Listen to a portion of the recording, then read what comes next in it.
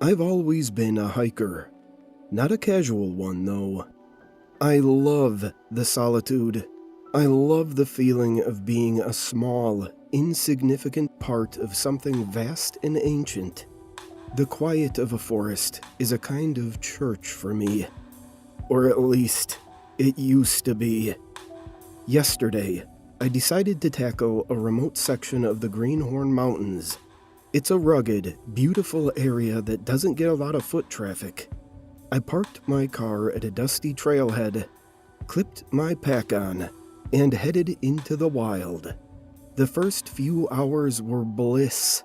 The air was cool and smelled of pine and damp earth. The only sounds were the wind in the trees, the chatter of squirrels, and the rhythmic crunch of my boots on the trail. It was perfect. I was about 5 miles in, deep into a section of dense, old-growth forest. When I first heard it, it was a crunch, a heavy one. Anyone who spends time in the woods learns to catalog sounds. A squirrel is a light, frantic skitter. A deer is a delicate snap of a twig followed by silence. This was different. This was the sound of significant weight deliberately breaking a fallen branch. It came from somewhere off to my left, behind a thick stand of firs. I stopped, my ears straining, and scanned the trees. Nothing. I told myself it was probably a buck, a big one, and kept walking, maybe a little faster than before. 100 yards later, I heard it again. Crunch. Closer this time, and it was followed by the sound of something large moving through the undergrowth. A heavy shush, shush, shush of foliage being pushed aside. My blood went cold. This wasn't a deer. This was something big. I slowly, carefully turned my head, and I saw it. Through a gap in the trees, maybe 60, 70 yards back, was a bear. A big, brown bear. Not just big, but massive. Its head was down, sniffing the path where I had just walked. It wasn't just wandering. It was following my trail. My heart hammered against my ribs. I've seen bears before, but always at a safe distance, and they've always been more scared of me than I was of them. This was different. The way it moved, the deliberate, focused way it followed my scent. This was a hunt. Every nature documentary I'd ever seen flooded my brain. Don't run. Running makes you prey. Don't make eye contact. Don't show fear. I took a slow, deep breath, trying to calm the frantic hummingbird in my chest. Okay, I'm okay. There's still distance. I just need to be smart. My plan was simple.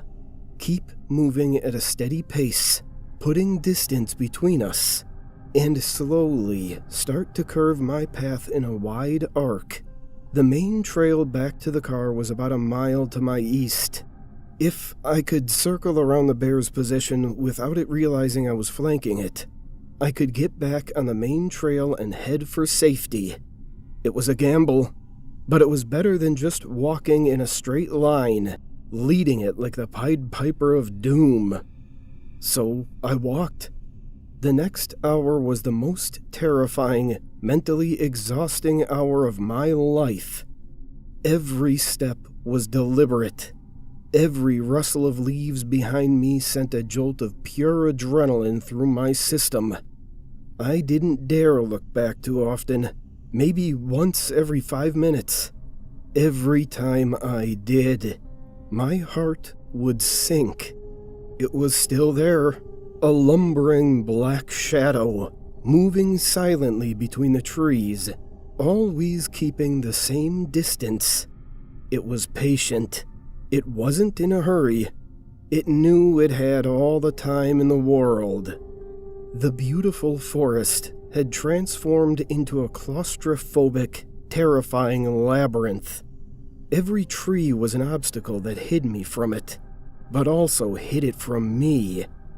I kept moving, trying to execute my wide, circling maneuver, but the terrain was getting thicker, forcing me into narrow game trails. The distance was closing. I could hear its heavy breathing now, a low, guttural huffing sound that seemed to vibrate through the ground itself. The pretense was over. It knew I knew, and it was done being patient. I glanced over my shoulder.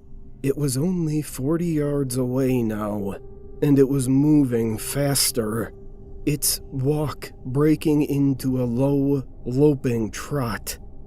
The rational part of my brain screamed, "Don't run!" But the primal, terrified lizard brain took over. All my clever plans evaporated in a cloud of pure panic. I ran. I crashed through the undergrowth, branches whipping at my face, my lungs burning. I didn't care about the trail anymore. I just ran downhill, hoping to gain speed. Behind me, I heard the bear break into a full charge. The sound was apocalyptic. It wasn't a lumbering beast anymore. It was a freight train of fur and muscle and teeth, snapping trees like twigs, its paws thundering on the forest floor. It was gaining on me. I could feel it. I was going to die. A stupid, terrified death, torn apart in the middle of nowhere. And then I heard the whistle.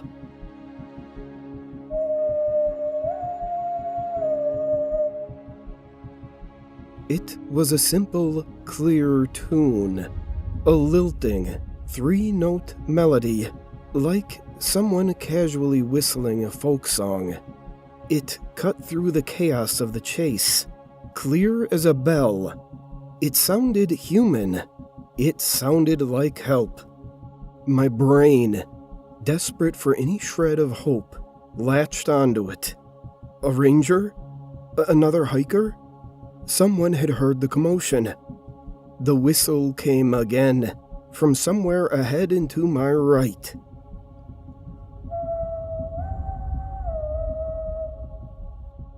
It was a signal, a direction. Without a second thought, I veered toward the sound. Hope gave my burning legs new strength. I scrambled over a fallen log, my eyes scanning the trees ahead for a flash of color, for a friendly human face. The bear was roaring behind me now, a sound of pure predatory fury. It was so close I could smell its hot, musky scent. "Help!" I screamed, my voice cracking. "I'm here, help me!" The whistling continued, but it seemed farther away now. The notes were fainter, more distant. My heart sank. Was I going the wrong way? Or was my savior moving away from me? Panic surged again. I just had to be faster. I pushed myself harder, my vision starting to tunnel. The sound of the bear was right at my heels. I could practically feel its breath on my neck. I burst through a final curtain of ferns into a small, unnaturally quiet clearing. And I saw him. It wasn't a ranger. Standing in the middle of the clearing was a man, or the shape of a man. He was impossibly tall and thin, like a figure stretched out of a nightmare. He wore tattered, filthy rags that hung from his skeletal frame, and a wide-brimmed, stained hat that was pulled low, shadowing his face.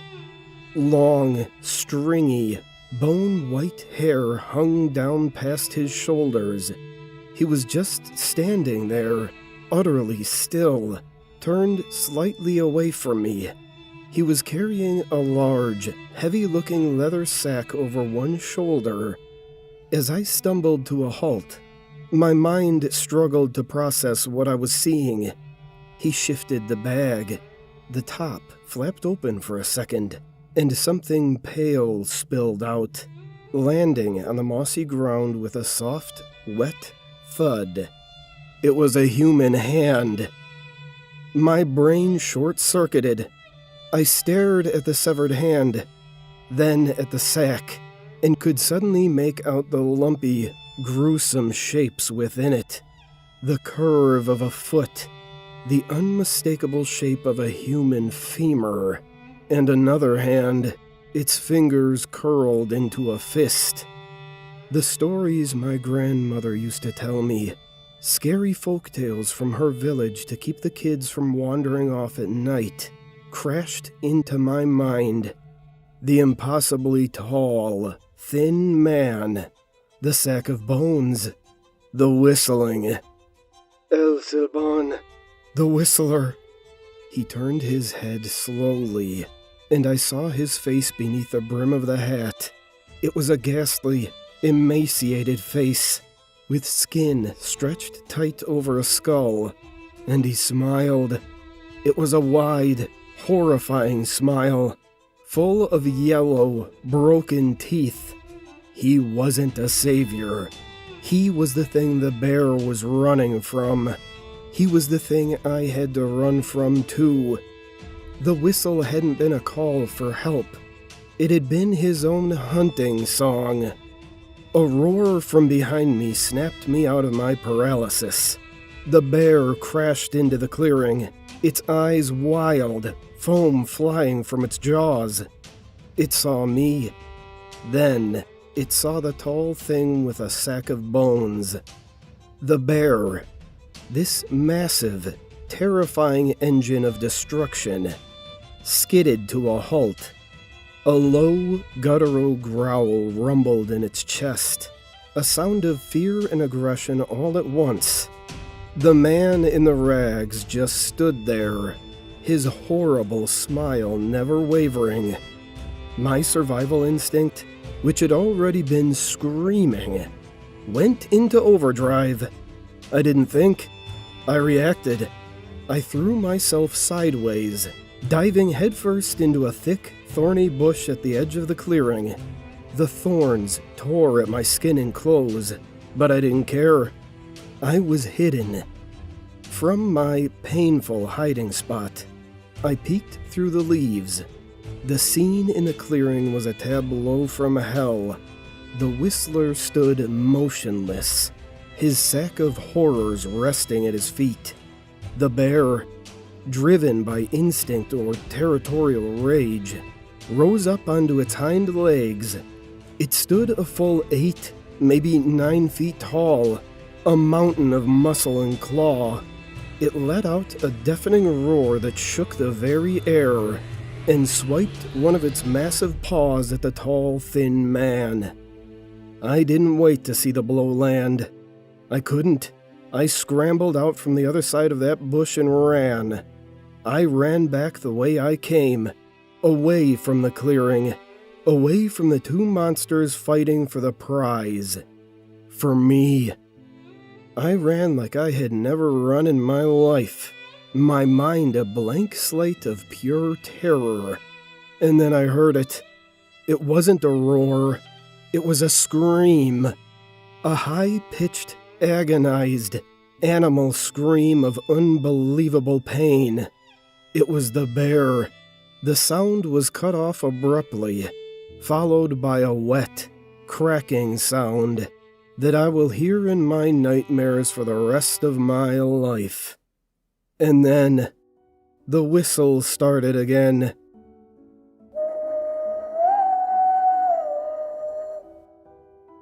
But this time it was different. It was loud. It was so close it sounded like it was right behind my ear. And in that moment of ultimate terror, a fragment of the old story, the one my grandmother told me, flashed in my head. A warning. When the whistle sounds far away, he is right beside you. When it sounds close, he is far away, and you have a chance to run. I didn't look back. I just ran. I ran towards the memory of the main trail, the close, cheerful whistling, my only companion. It was my guide, my metronome of terror. As long as it was close, I was gaining distance. The thought was insane, but it was the only thing keeping me going. For 3 minutes, maybe 4, an eternity, I ran with that tune right in my ear, pushing me forward. Then I burst onto the main trail. I recognized it immediately. My car was less than a mile away. I risked a glance behind me. I saw nothing but trees. And the whistle, it was fainter now, more distant, which meant he was coming. He was done with the bear. I have never known a fear like the one that seized me then. I sprinted down that trail, my legs pumping on pure adrenaline. I could hear him coming. I couldn't see him, but I could feel his presence, a cold dread that seemed to chase me, to suck the warmth from the air. The whistling got fainter and fainter, a whisper on the wind. I saw my car through the trees. The glint of sun on the windshield was the most beautiful thing I have ever seen. I fumbled for my keys, my hands shaking so violently I dropped them twice. I unlocked the door, threw myself inside, and slammed the lock. I jammed the key into the ignition and turned. The engine roared to life. I didn't look in the rearview mirror. I couldn't. I stomped on the gas pedal and the car shot forward, spitting gravel. I drove, and I didn't stop until I saw the lights of this rundown motel. So I'm here now. I don't know what to do. How do you explain this to anyone? But I had to tell someone. I had to warn someone. The things in the woods are real. The old stories are warnings, not entertainment.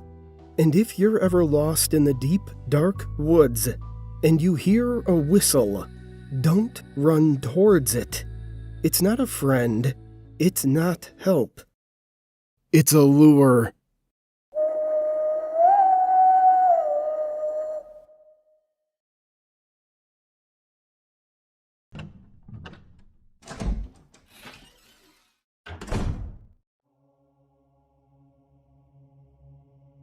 In 1983, a team of deeply pious scientists conducted a radical experiment in an undisclosed facility. The scientists had theorized that a human without access to any senses or ways to perceive stimuli would be able to perceive the presence of God.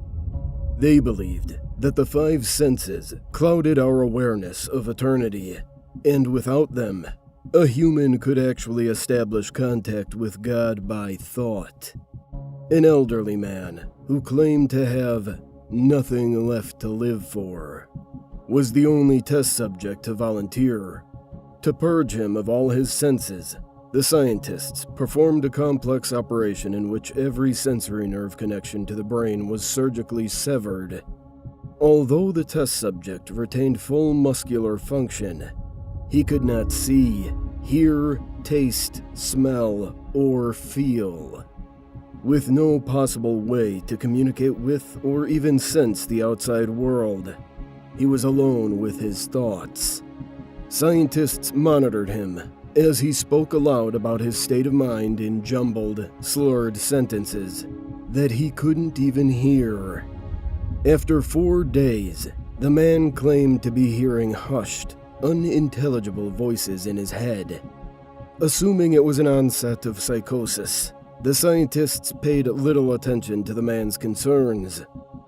2 days later, the man cried that he could hear his dead wife speaking with him, and even more, he could communicate back. The scientists were intrigued, but were not convinced until the subject started naming dead relatives of the scientists. He repeated personal information to the scientists that only their dead spouses and parents would have known. At this point, a sizable portion of the scientists left the study. After a week of conversing with the deceased through his thoughts, the subject became distressed, saying the voices were overwhelming. In every waking moment, his consciousness was bombarded by hundreds of voices that refused to leave him alone. He frequently threw himself against the wall, trying to elicit a pain response. He begged the scientists for sedatives so he could escape the voices by sleeping. This tactic worked for 3 days, until he started having severe night terrors. The subject repeatedly said that he could see and hear the deceased in his dreams. Only a day later, the subject began to scream and claw at his non-functional eyes, hoping to sense something in the physical world. The hysterical subject now said the voices of the dead were deafening and hostile, speaking of hell and the end of the world. At one point, he yelled, "No heaven, no forgiveness," for 5 hours straight. He continually begged to be killed, but the scientists were convinced that he was close to establishing contact with God. After another day, the subject could no longer form coherent sentences. Seemingly mad, he started to bite off chunks of flesh from his arm. The scientists rushed into the test chamber and restrained him to a table so he could not kill himself. After a few hours of being tied down, the subject halted his struggling and screaming. He stared blankly at the ceiling as teardrops silently streaked across his face. For 2 weeks, the subject had to be manually rehydrated due to the constant crying. Eventually, he turned his head and, despite his blindness, made focused eye contact with a scientist for the first time in the study. He whispered, "I have spoken with God, and He has abandoned us." And his vital signs stopped. There was no apparent cause of death.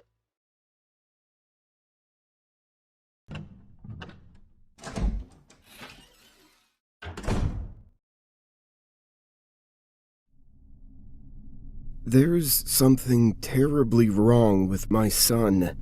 He's only 4 months old, but I can still tell that he isn't acting like himself. He used to laugh whenever I made funny faces, but now he just stares at me. He stares at me with a blank, yet strange expression. He used to cry at night, just like a normal infant, but now he just lies there, looking at the ceiling from the comfort of his crib. It's downright weird. I'm not even sure if he's sleeping anymore. Every time I get up in the middle of the night to check on him, he's just lying there with the same facial expression, staring at nothing. He stares at nothing, that is, until I enter the room. Then he turns his attention to me. I don't like it. I truly don't. I decided to take the little guy to the doctor's office shortly after this string of occurrences began. As unsettling as the ordeal seemed, I was more concerned than anything else. This was my only child, after all, and being a single parent tends to leave little room for me to do much else but worry. Sometimes I wish I had someone to share the burden with. For now, it's just me and him. Upon arriving at the doctor's office, I noticed that there was others in the waiting room. A mother, her son, and their service dog. I'm fairly certain the mother was deaf. The boy looked to be about 3 years of age. He looked over at us and smiled, but his amused demeanor was abruptly replaced with what appeared to be a look of terror. He scrambled over to his mom's leg and hid behind it. This is when the dog looked over at us and began barking wildly. It was the weirdest thing. The mother managed to calm both her son and dog down, and the three of them took their turn with Dr. Harrison.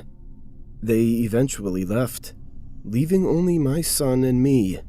We continued to wait, while Dr. Harrison prepared for our appointment. The time that then passed must have amounted to only a few mere minutes, but it felt like a hell of a lot longer. I could see my son staring at me out of the corner of my field of vision. I could feel his eyes piercing through mine, even though I refused to look back at him. I can't explain it, but an odd sense of anxiety began growing within me. Luckily, Dr. Harrison came out and saved me from my private anguish.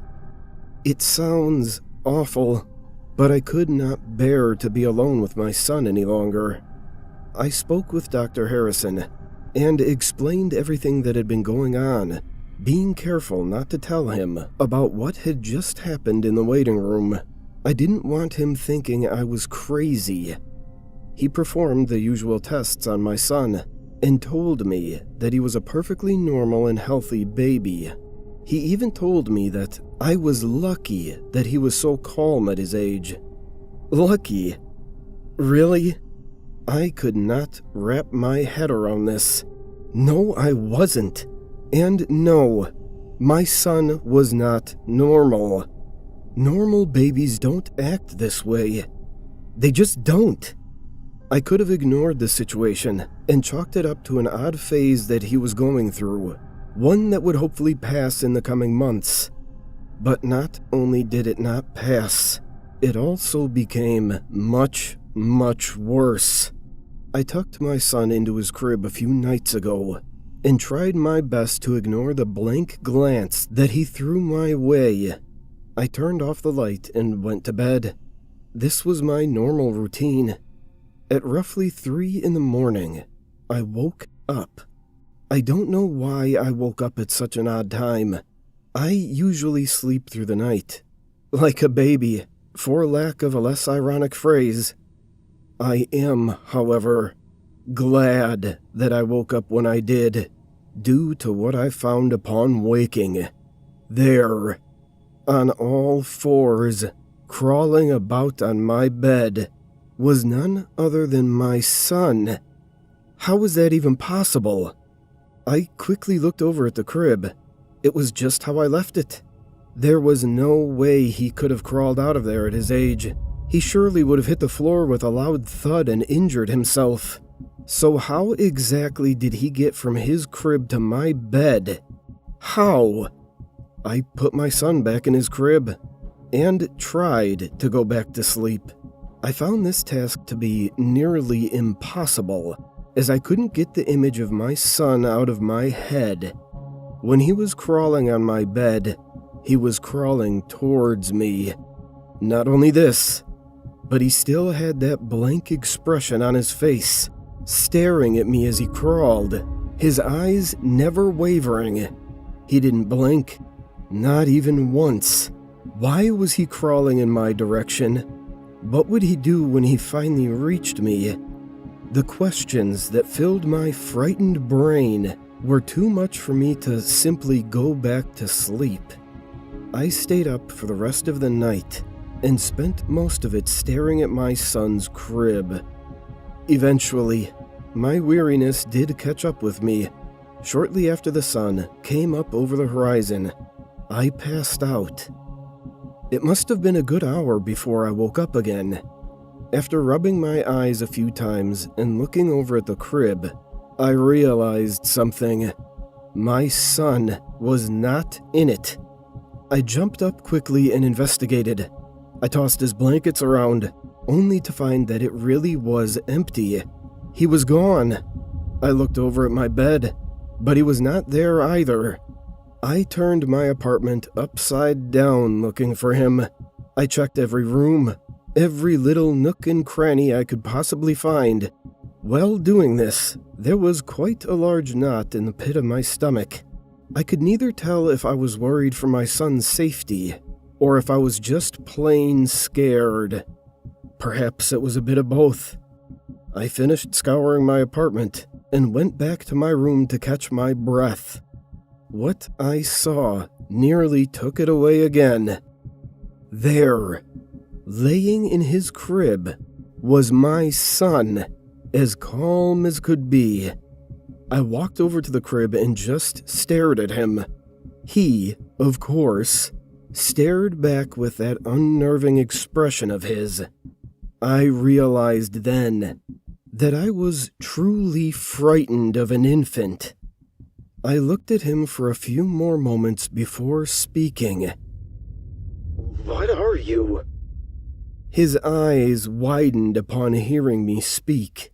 I cannot be certain, but I think that maybe, just for a split second, my son might have grinned at me